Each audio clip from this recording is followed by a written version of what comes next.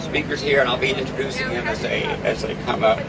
I do want to thank some of the other elected officials who are not up in the chairs here, and the emergency managers. I'd like to thank the parish, East Baton Rouge, city, and the airport for all the work that's gone into this, and the local National Weather Service office over in Slidell. After our speakers today, just to let you know, after they come up and speak, there will be a tour for those folks at the VIPs, the emergency managers, elected officials, immediately following this, and then at 1 o'clock to 2 o'clock, there'll be a tour of the planes for the media at that time. I do also want to do a special thanks for the Federal Alliance for Safe Homes, FLASH. They've been providing quite a few materials inside the hangar, safety materials, as well as other support. Sarah Chaston is here, and Mike Romoldi, representing FLASH. Also, FLASH partner from State Farm, local, Rick Marotta. They're Weather Rating Nation ambassadors. We thank them for that, and great partners for the mission that we all are working on. So what I'd like to do now is introduce our first speaker. Some of you is a homecoming. He hasn't been gone that long. I saw a lot of hugs going on here today, and a lot of you know Ken Graham, the new director of the National Hurricane Center. Ken.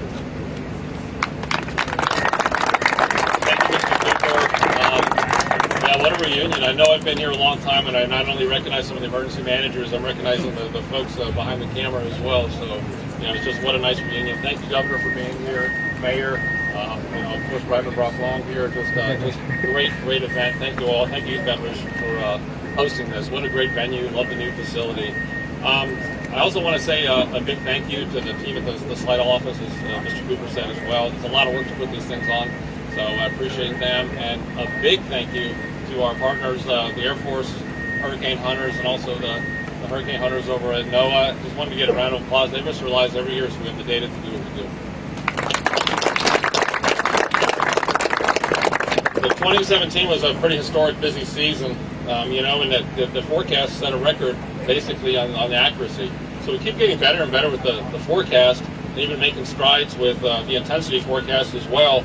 But the reality is this, even with the perfect forecast, the storm still comes. So being here today, it's about being ready for the next storm. We've got some new products we've tested at the Hurricane Center. You look at the storm surge watch and warning. We've got the potential tropical cyclone graphic, and it's given emergency managers an extra day notice before the storm gets here. So we've made some big strides with the services. So it's really a time to start continuing to look at the preparedness part of this. Even with a good forecast, the storm still comes. We have the different aspects: surge, wind, tornadoes, and heavy rain. And just to look at some of the research, storm surge causes 50% of fatalities in tropical systems. The inland rain, another 25%. And if you take offshore, you're almost 90% of fatalities in tropical systems is water. We've got to continue those conversations and talk about water. And I know Louisiana, we know water well. Around Baton Rouge, we know it along the coast with storm surge, we know it. But if you ask the regular person on the street, the big fear is still the wind. So we have a lot of work to do in regards to that. So I'm excited to be a part of that. We still have quotes of never flooded here before. I got a good one last week. That mountain protects us. No, that's not a Louisiana quote. So that was somewhere else. But this is the type of thing that we're working with. So we have a lot of work with the communication. So I'm excited to say that we've had such success with the storm surge products using social and behavioral science, looking at those products. We're going to do the same thing for the rest of our products. So we're very excited to involve behavioral science in a lot of the things that we do. And because if you think about it, perfect forecast doesn't do any good if it's not understood. So why are we here today? This is Hurricane Awareness Week. What an exciting week to talk about the next storm. Monday was evacuation planning. Tuesday, having a disaster supply kit. Wednesday, insurance checkup. Thursday's prep your home. And Friday's helping your neighbor. And helping your neighbor is a big one. It seems like after a disaster, a lot of good people really come together. And I remember after Hurricane, I tell this story several times, Hurricane Isaac, we had a generator, powers out for 3 days. My wife calls me Kenny. She says, Kenny, it's the best generator you ever bought. It doesn't use any fuel. And I said, oh, that's good, that's good. Day 2, I don't know what it is. That's the most efficient generator I've ever seen in my life. It doesn't use any fuel. Day 3, same thing, no fuel. Guess what? It was the neighbor filling up the fuel for us. You know, so that's the type of stuff. That's neighbor helping neighbor, and that happens after a disaster. So we at the Hurricane Center wrap this up. We're getting our families ready. We're getting everybody ready for the hurricane season. All NOAA is ready. It's a whole NOAA effort with the satellites, the buoys. It's amazing the team that comes together for this, and we can't do it without emergency managers. You know, looking at some of the faces back there, the great friends that we have in emergency management, you're very special partners to us. So today we talk hurricane preparedness. It only takes one, and whether it's a busy season or not a busy season, it just takes one in Louisiana to make it a busy season. So thank you, and what a great reunion, and it's great to see everybody. Thank you.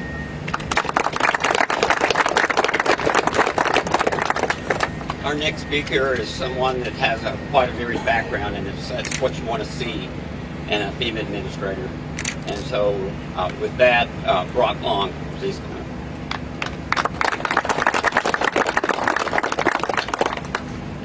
How's everybody doing this morning? To get started, successful disaster preparedness, response, and recovery is all about partnerships and a unified effort.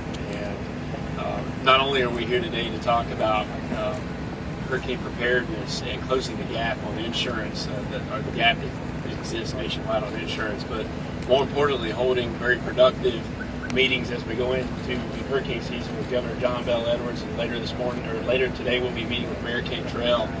And it's very important that emergency management, proper response, requires a unified effort, all the way down from the federal government, all the way down to you, the citizen. And while Governor John Bell Edwards and Mayor Cantrell and our partners at the National Weather Service are always trying to figure out how to be better prepared to serve our citizens, 2017 taught us that preparedness is everybody's responsibility. Many times citizens find themselves, whether it's a flood, an active shooter event, or a hurricane, they're going to find themselves to be in a position where they are the true first responder, and that they're going to be called to take action until the official first responders can arrive. And so with that, we want to reiterate the message of understanding specifics to hurricanes, how they may threaten you, where you work, where you live, where you play. The bottom line is that the elements associated with hurricanes can impact communities differently. As the National Hurricane Center was explaining, our director was explaining earlier, is some of you are vulnerable to inland flooding, some of you are vulnerable to storm surge. There are also tornadoes associated with a large portion of, that right front quadrant as they're making landfall, and then finally the high winds. So how do you assess your risk? Go download the FEMA app, go to ready.gov to assess your risk, understand how to mitigate your home, and we're also asking people to take consideration on how to be financially ready. Disasters and evacuations can be expensive. Kickstarting recovery can be expensive, and you may have to cover some cost until FEMA assistance or other forms of assistance can be made available after a disaster. We're also asking people to cover the gap in insurance. Insurance is the first line of defense, whether you're a homeowner or a business owner or an elected official over public infrastructure. Insurance and being properly insured will kickstart recovery quicker than any type of assistance that the Federal Emergency Management Agency or government agencies can typically provide. And so we're making sure that people understand this because there does seem to be some myth in this country that the federal government can make you whole after a disaster, and that's just not the case. Our assistance to citizens is designed to kickstart recovery, not make you whole. And so we have to depend on insurance, which is the focus of today. Again, FEMA is continuing to help Louisianans to recover from the 2016 flooding. We will do everything that we can to lean forward should hurricane activity impact you this year. And I think we can't let our guard down. And so we're here in partnership, and I look forward to working with the governor, the mayor, as well as our partners over the National Weather Service this year. Thank you. Thank you, Bob. Before Mr. Graham took over the Hurricane Center Director, he was head of the office over in Slidell, and he's told me what a great partnership with the state. He's had it over a number of years, but it's really a great relationship. The National Weather Service working with the parishes in the state, and so with that, I welcome Governor Edwards.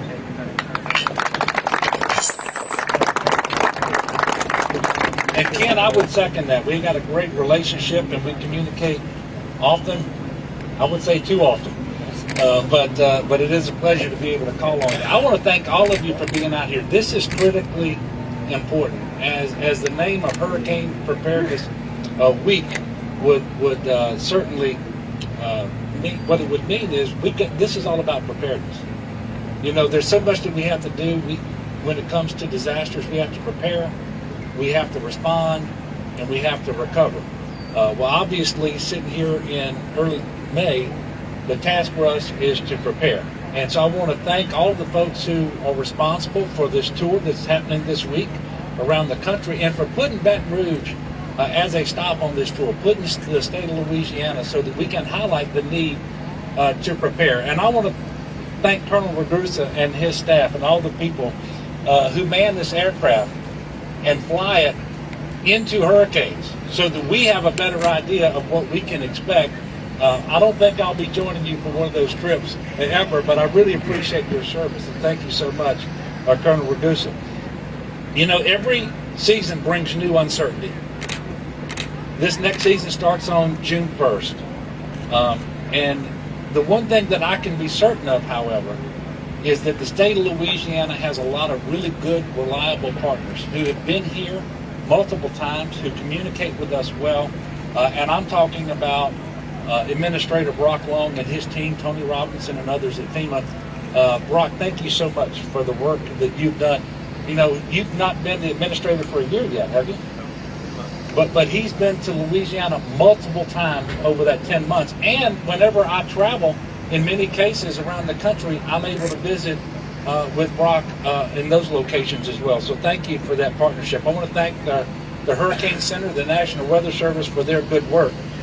We cannot control what the weather will do, but we can control how we prepare, and we have to prepare. It is essential. You know, we were very fortunate last season because there were multiple hurricanes that could have impacted Louisiana in a very, very significant way. Ultimately, one went just to the west of us and into Texas. Another went right off our southeastern tip and into Mississippi. But we were fortunate. But they impacted our neighboring states in a way that actually allowed us to exercise much of what we have to do in a hurricane had it struck our state. So we actually conducted a lot of search and rescue. And I want to pause just for a moment and let everybody know we have the very best in the country when it comes to disaster response and search and recovery. The Louisiana National Guard, the state police, wildlife and fisheries, fire marshal's office, all of them. We went into southeast Texas last year, conducted search and rescue, rescued thousands of people. We then transported them into Louisiana and sheltered thousands of people at our shelters. So we exercised, even though we didn't get hit by a hurricane, we exercised much of what we do in response last year, and I can tell you that we are ready. We have local, state, and federal responders who have practiced, and they are prepared. But now it is your turn, and I'm talking to all the people across Louisiana. It is your turn. Plan and be prepared to be self-sufficient for the first 72 hours. Obviously, we're going to try to get assistance to you, to your communities, as soon as possible. But everybody should be prepared for the first 72 hours. They have to have a plan. They have to prepare. Have an emergency kit. Mitigate potential threats. Go out and trim trees, for example. Get rid of dead limbs. Get rid of limbs that are hanging over your house. Be prepared to evacuate. And this is something that I really don't have to mention because we see it over and over again. It's one of the things that inspires me about the great state of Louisiana. Be prepared to be neighbors to your neighbors. Not just your next door neighbors, not just those who live across the street or across the road, but the kind of neighbors we're all called to be in Luke chapter 10. Being neighbors to a stranger, because that's what it takes. And you can respond so much faster than state government or the federal government because you are in close proximity. You see the need before we do, and be prepared to be neighbors. Always monitor local news and weather, and please heed warnings. Do what you're asked to do. And I would ask you also to visit getagameplan.org. It will explain all of this in detail. It will help you to be prepared. So please go to getagameplan.org to make your own individual game plan for you and your family. And as we prepare for disaster, join me, as always, in praying that we don't have one. So let's pray hard. Let's prepare hard. God bless you. Thank you very much.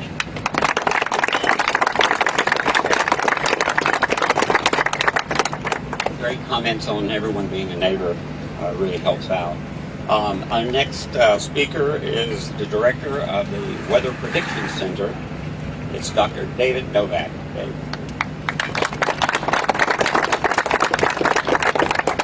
Thank you all. I'm happy to be here this morning. The Weather Prediction Center focuses on extreme events across the nation, with a particular focus on heavy rainfall events. And I'm here today to speak to you about the deadly and damaging aspect of inland flooding. When a hurricane threatens the coast, most attention is often focused on the immediate coast. We're thinking the strong winds, we're thinking the storm surge. And although these are deadly and damaging threats, as you know here in Baton Rouge, the inland flooding threat is a real danger. In fact, Hurricane Harvey showed us that the most damaging and deadly aspect of a hurricane can indeed be the inland flooding aspect. And a storm doesn't even need to be a hurricane to be a threat. Weak tropical storms, or even storms without winds that are very strong at all, as we saw in 2016 here in the Baton Rouge area, can have intense rainfall that causes issues. So at the National Weather Service, we have a warning system in place. Outlooks, watches, and warnings provide a ready, set, go approach to the inland flood hazard. And it's a true partnership with our FEMA partners, our other federal partners, our state partners, and our local partners to keep you and your family safe from the dangerous inland flood threat. Now, since most flood-related deaths are associated with vehicles, particularly people driving through flooded roadways, the most important message I can share with you today is please, if you see water across the road, turn around, don't drown. It's a life-saving slogan. I also want to emphasize we are working hard to improve our forecast and warnings. For example, this season we're providing a graphic of where the greatest threat for heavy rainfall, damaging rainfall will occur. We call this graphic the excessive rainfall outlook, and we're going to post this on the National Hurricane Center website when storms threaten. As we look further out, NOAA hydrologists are working to map out where water is expected to be in advance of these rainfall events. So these innovations will help, but as was highlighted here, the most important point is your personal awareness and preparedness for the inland flood threat and other threats of hurricanes here. The next storm will come, and so please have a plan, listen to your local officials, and remember, if you see water across the road, turn around, don't drown. I look forward to speaking with many of you later today. Thank you. Thank you, Dave. Someone who I understand just is brand new, probably has many things to do, but she took the time to come over here today because of the importance.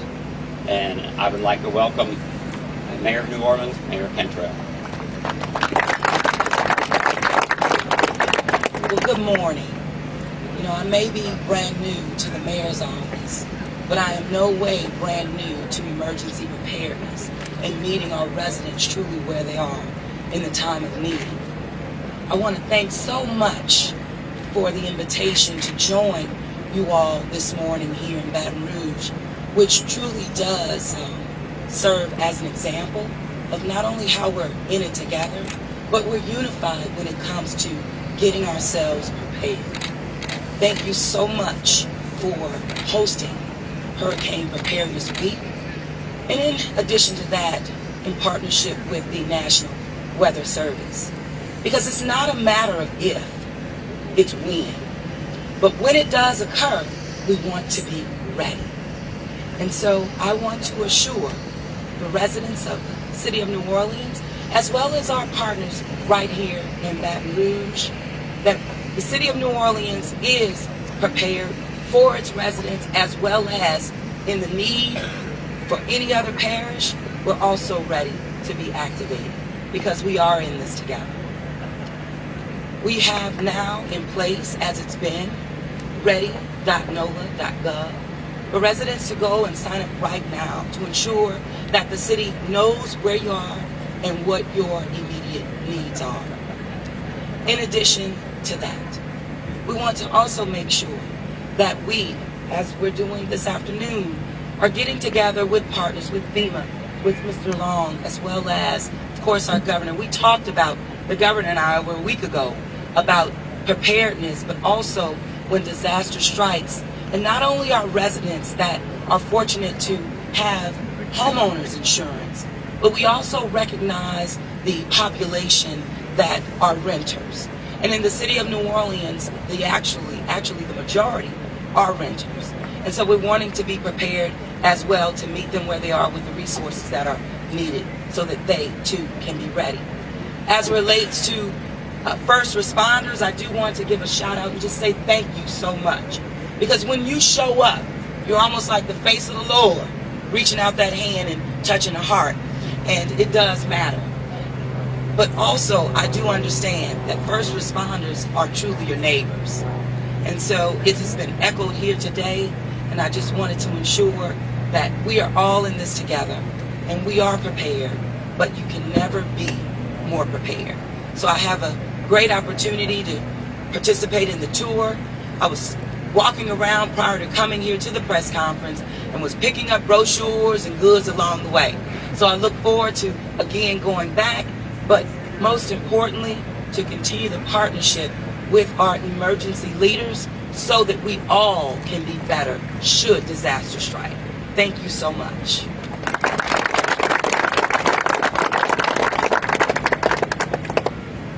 We have Baton Rouge Deputy Chief Administrative Officer Roddy Godet is going to speak with you now.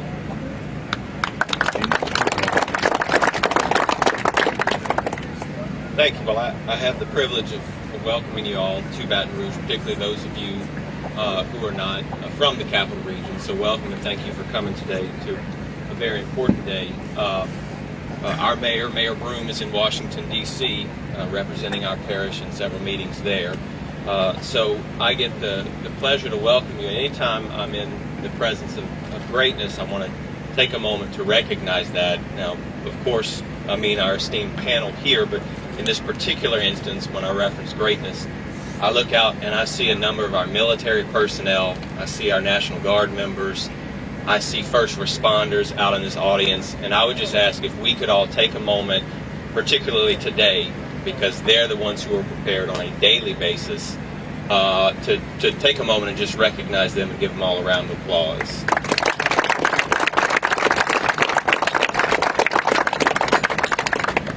Today, in some ways, is symbolic. You've got our federal officials represented. We've got National Weather Service, state and local, and that is the chain and the way things flow when the weather doesn't look like it does today. It is important that we all know one another and are talking on days like today so that when the weather turns, we know we can reach out to one another. We know each other by name, by face, and can reach out and express whatever needs we have. Administrator Long, very much appreciate your presence here. This is not the first time the governor referenced he's been here. We've had other cabinet level secretaries who are here. We've had no less than the President of our United States come here to Louisiana as well. What I would say is, they come as a response in many ways to disasters we've had, but certainly they come because they know Louisiana is a leader in the realm of preparedness and in the realm of disaster recovery. Certainly we have gone through many long, hard roads. We've learned from examples. We've learned what to do, what not to do. And so when they come here, they bring resources and assistance, but they also bring a welcoming ear. And what I would say is we have a champion in our governor's office who communicates that message on a daily basis and very effectively. I would say if you know anything about the newly elected mayor in New Orleans, Mayor Cantrell, you know she does preparedness and response in her sleep. That is certainly something she's very familiar with. And we're proud here in East Baton Rouge to also be a leader in that realm. What we have done here, for instance, is we've taken FEMA's National Disaster Recovery Framework, something they've implemented just in the last few years on a federal level, and they bring it down to the state level and implement it there. We've taken that model here at the parish, and we're implementing our own disaster recovery framework here in East Baton Rouge. And we feel like we're a leader in doing that, and we feel like it can serve as a model for other local governments to say, if it works and the communication and the participation proves effective at the federal and state level, we want to do that on a local level so that we have the partners in place in advance of any inclement weather. So here in Baton Rouge, we say we want to be Red Stick ready, and so we encourage all of you to be Red Stick ready. Check out our Red Stick Ready app in advance of our hurricane season, and I very much appreciate you all being here. Thank you so much. This is going to conclude this portion. As I said, elected officials and emergency management will have tours of the plane now, and there'll be a break for lunch, and media have a special time for you beginning at 1 o'clock. So if you'd like to tour the planes at that time, to get back out in this area and have that. So thank you very much for coming today.